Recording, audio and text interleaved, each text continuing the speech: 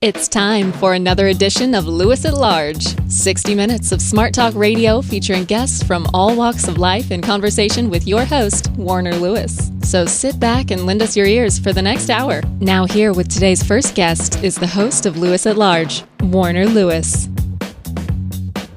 Well, welcome everybody to another edition of Lewis at Large. Yours truly, Warner Lewis from the flight deck, and of course that means some smart talk radio is in your future, and this segment is certainly no exception. Got a good one here. His name is Dane Clark, and he is well known in music industry circles. A very, very storied career.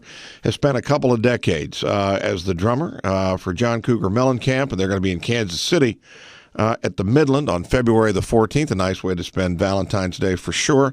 But in addition to that, has spent time working with bands such as Moby Grape. He's also worked with Rock and Roll Hall of Fame recipient Donovan. We all know his work as well.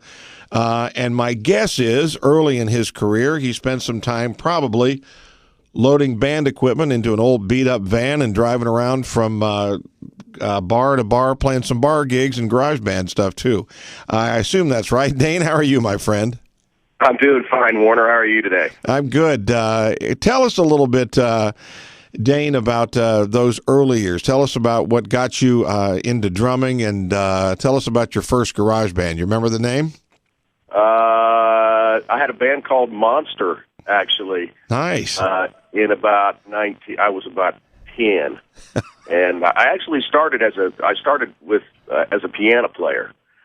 So I learned when I was in third grade. I took piano lessons and I learned how to read music and kind of got started with that. And I kept bugging my parents, let me play some drums, and they were just going, "Oh man, that means we got to hear those things. How about the guitar?" And I said, "Okay, I'll play guitar."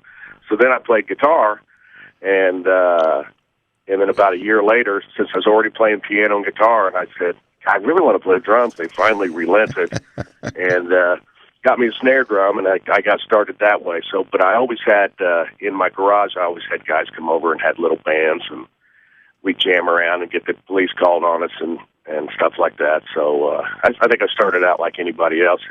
If it's in your heart, you're gonna do it. Yeah. And I would gather up guys in the neighborhood and show them how to play "Smoke on the Water" on the guitar. Yeah. Just so I could play the drum beat. You know. So yeah. So those were fun times. So was the first drum that Dane Clark got, was it a snare, or did you get a whole trap set? No, I got just a snare drum at first. They wanted to make sure that I wasn't gonna that I wanted to stick with it. And I did. So then I graduated to a whole drum kit. And I wish I still had that drum set. It was a used Slingerland green sparkle kit that I wish I could get back today. But you know what? How that lost equipment thing goes. Yeah, lost equipment, or maybe even in late junior high or something, you guys were jacking around the basement and somebody put a who knows what through the drum head or something. But yeah, that'll happen. But you probably also, I would assume, either around your house or from friends, scrounged up stuff to act as cymbals and all that other stuff. Oh yeah, no. When they bought me a drum set, I mean, I had the whole deal at that point. And then I very quickly found friends with big amplifiers, and that really disturbed my parents and the neighbors, of course. But and actually, we had in the garage was where we practiced at. There was an air conditioner. There wasn't a window unit in the house, and there wasn't central air. There was an air conditioner that was stuck, that was pointing out into the garage and blowing into the house. So in the summertime, the air conditioner would be on, and it would be blowing out in the garage. It was literally 110 degrees out there. So we'd have the door up, just out there sweating, playing Led Zeppelin and Who and stuff like that. So, yeah, it was fun. Good times. Well, Dane, we want to talk about all of your career and also, quite frankly, just the rock industry in general. As the drummer for a couple of decades with a successful act like Mellencamp, tell us about the rise from your perspective, being inside the band. Tell us about the rise to fame and sustaining, and the good, the bad, and the ugly about it. Well, like I said, I've been in John's band for 19 years now, and it was one of those things where, and I'd always been able to make a living with music, and even well before that, I taught at Anderson University. I was the percussion instructor, and I taught the jazz band. I was a part-time instructor there. And I taught lessons, and I always played on the weekends, and I was very fortunate back in the day to do a lot of studio work around here, and I played on a lot of #1 Christian records and jingles and just anything that would come around. I was kind of the top guy in Indiana, and so I was always very fortunate to be able to make a living. And when when the audition for that came around, I was 36. So I paid my dues, I think, and I was pretty well known in this area, so that helped me get in. But I always tell people about that audition that there was guys from all over the world actually who auditioned for that band in 1996 in like a 3-day period, and I'm sure every drummer there was great, and there wasn't going to be anybody that wasn't good. But I always tell people, I think part of the thing was that when you look at a musician that is maybe going to be part of your band, you're definitely looking at, they've got to be a great player, but they also got to be somebody that you can get along with, because you spend a lot more time with each other, staring at each other on a bus or in a dressing room than you do on stage. And I think part of the deal was that they thought I would fit in with them socially. And I think John thought I was funny. I told a couple jokes, and he just thought, well, there's another hillbilly just like us, so let's try this guy out. You live in Indiana now. At the time, were you raised in Indiana? I was, yeah. I still I'm in my hometown, Anderson, Indiana, still, which is based in Bloomington, Indiana, which is south of.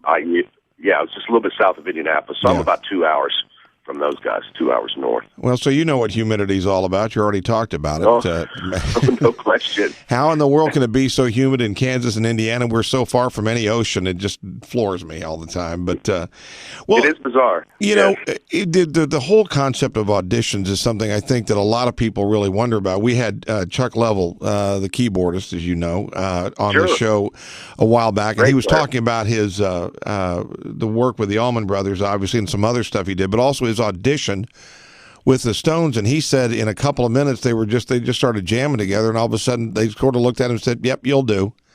I mean, I'm curious as to when you go to an audition like that, did they tell you at all what they wanted, or is it just kind of just start playing? Tell us about that. Well, yeah, I'll tell you exactly what happened, because I remember that pretty well.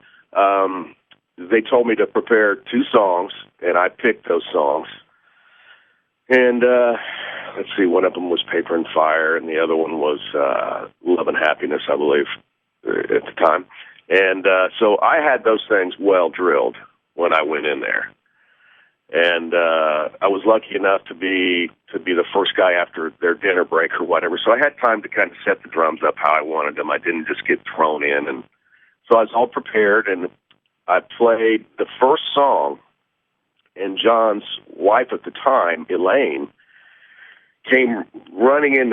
Well, here's what happened. I was playing with the band, and they said, yeah, John might not even walk in here. He might just stand outside. And then right before I started, he comes and sits right in front of me, right in a chair right in front of the drum set, and he's staring at me. Okay. So, but I wasn't really intimidated, because he had forgotten. I had actually played on the movie soundtrack. He did a movie called Falling from Grace in about 1990. And I actually played on half of that record. So I'd met him before. He's just kind of selective memory, I guess.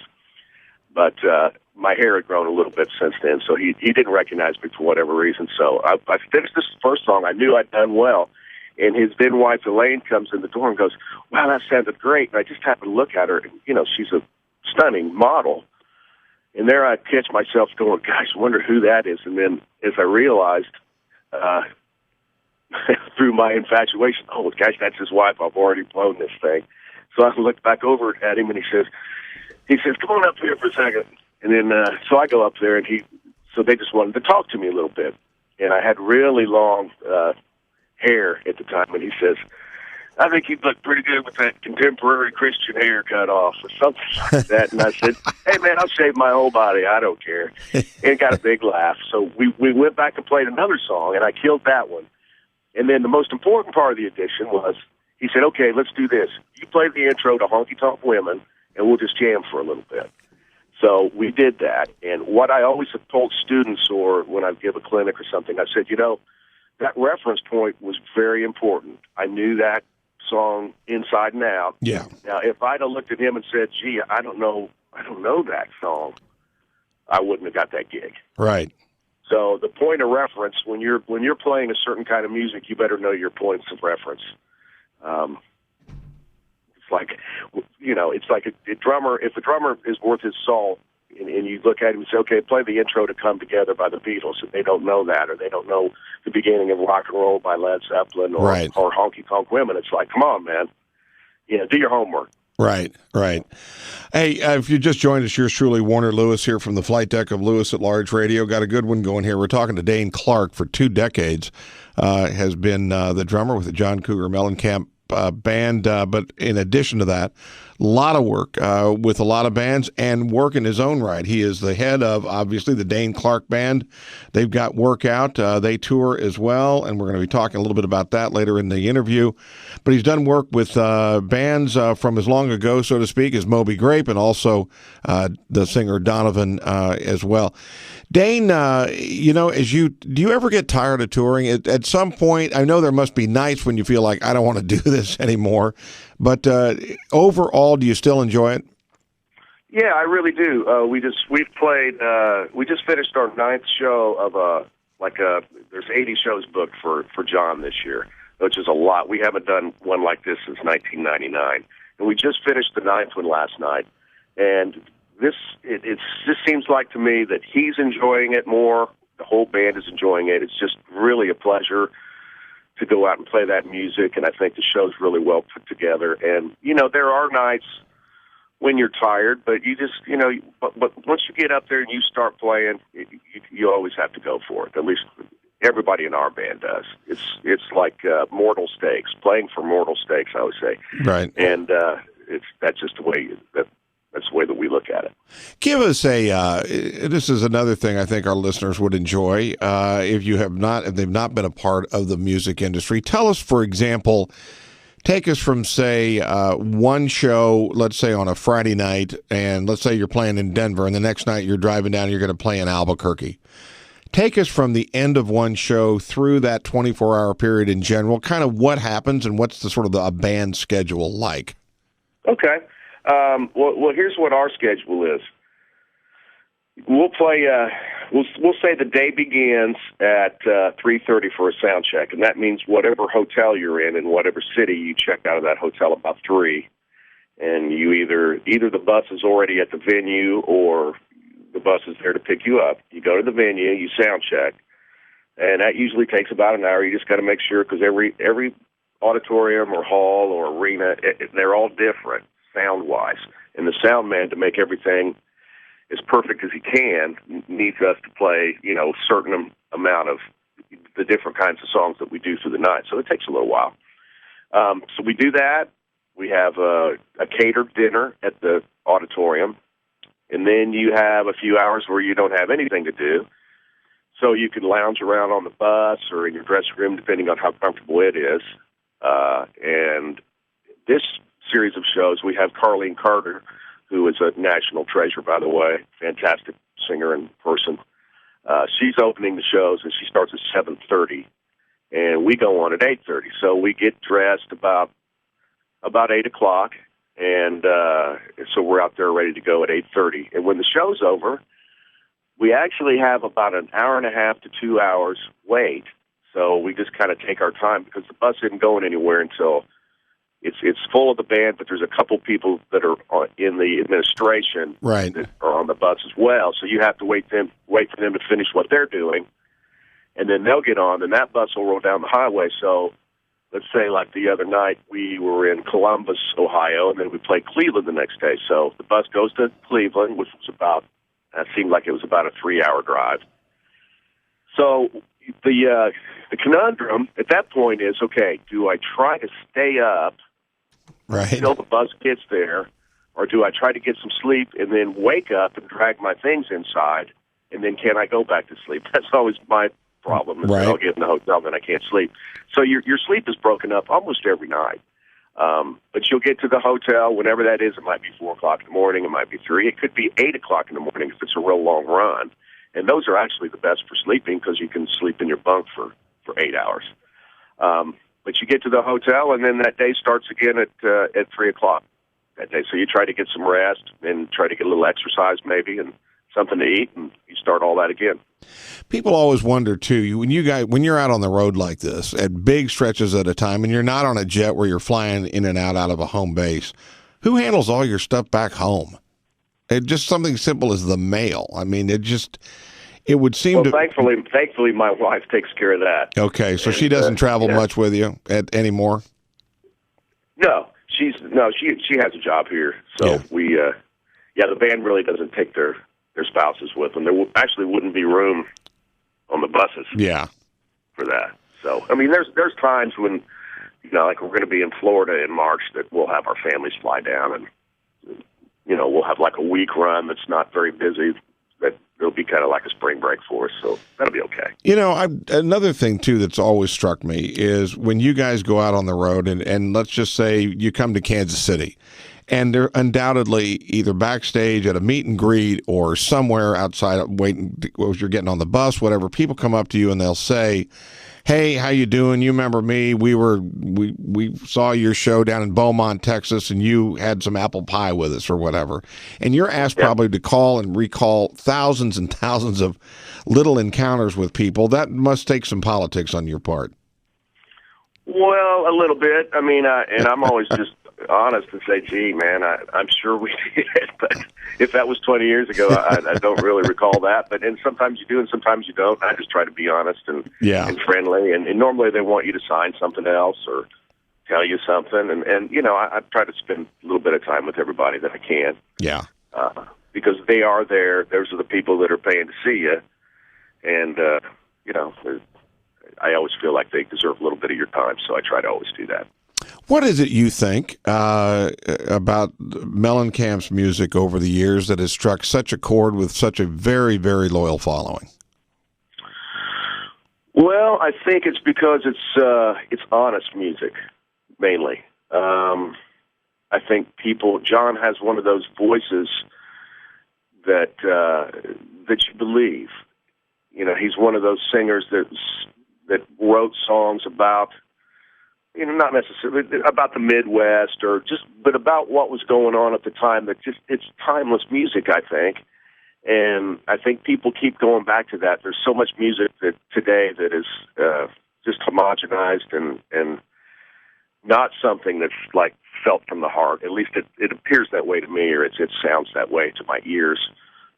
Not that there's not great music out there, but a lot of it is like you got to weed through some stuff. And I think that John's music is the same as a lot of the music from my favorite stuff from the 60s and 70s. It's timeless music, and I think it's just people just relate to that, and it's part of their history too. It's something that they lived through while Jack and Diane played on the radio, or while the Authority song played, or one of those things. It's like part of when they were in high school, or when they were doing this with this group of friends. I think that's all part of it too. Let's. I want to make sure we touch on this for sure. Let's talk a little bit about the Dane Clark Band. It's been going for a while, and you're starting to get critical acclaim on your own. Tell us a little bit about that band and switching hats, and how do you coordinate that with the work that you're doing with Mellencamp? Well, it's been 15 years now. We've been out playing, and we've just kind of kept it regional. Around the area and the neighboring states around Indiana. It's something that I've always written songs, and I'm actually writing a lot of songs in Nashville now, doing a lot of co-writing and stuff, but it's something that I've always done and wanted to do. So, and I have a home studio here, and so I kind of like to do everything in music. Like I said, I started with piano and guitar, so on these records, I play quite a few of the instruments. Write the songs, I sing them. I usually start with acoustic guitar, and then I'll add drums. Usually, some of the songs we've cut just as a band coming in and playing, but I end up kind of doing it like McCartney did a few of his records, or like Todd Rundgren, where he played all the instruments. I don't necessarily play all of them, but I do play a lot of them. And I have 5 projects that are out right now. I have 2 that are in the can, ready to go. They just need to be mixed and some background vocals and a few little tidbits added. But it's just something that I really enjoy doing, and the band we have a kind of a nice following in this area, and we like to get out and play. I like to get up there and play guitar. What I really like about it is that even though we don't have like semis and big buses and things like that, I have it a lot easier when I'm the front guy. I just walk in with my amp and I've got 2 guitars and here we go. I don't have to set those drums up. Yeah, so that's nice.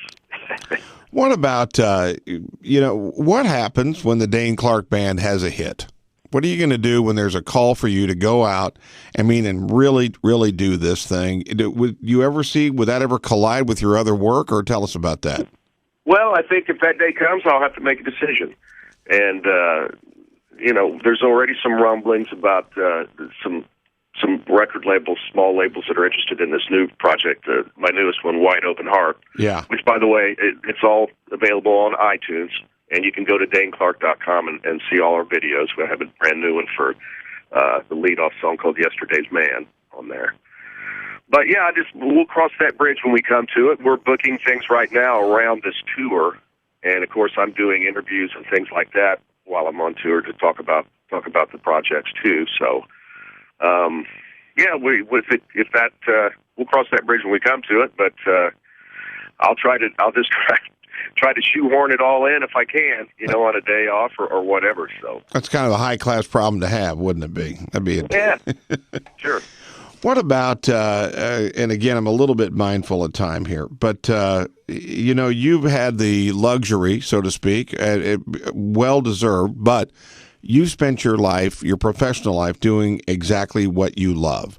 If Dane Clark wasn't sitting behind a trap set, what would Dane Clark be doing? Well, I would be down in my studio producing artists or writing songs, or it would all have to be with music because that's the only thing I know how to do.